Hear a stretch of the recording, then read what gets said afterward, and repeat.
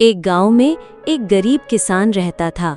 वो दिन रात मेहनत करता, फिर भी उसके पास खाने के लिए मुश्किल से पैसे होते।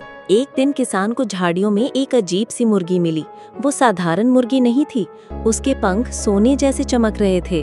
अगली सुबह किसान ने देखा कि उस मुर्गी ने एक चमकता हुआ सुनहरा अंडा दिया है। किसान की आंखों में खुशी के आंसू आ गए।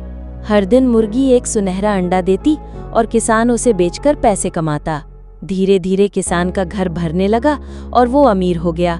किसान ने मुर्गी को पकड़ा और सोचा, आज मैं सब सोना निकाल लूंगा। उसकी आंखों में लालच साफ दिखाई दे रहा था। किसान ने बिना सोचे समझे मुर्गी को काट डाला। वो उम्मीद कर रहा था कि पेट से बहुत सारे सुनहरे अंडे निकलेंगे, लेकिन मुर्गी के अंदर कुछ भी नहीं था। किसान के सारे सपने एक पल में टूट गए। अब न मुर्गी रही, न सुनहरे अंडे। किसान जमीन पर बैठकर रोने लगा और पछताने लगा। कहानी का सबक: लालच हमेशा नुकसान देता है। धैर्य और मेहनत से ही सच्ची सफलता मिलती है।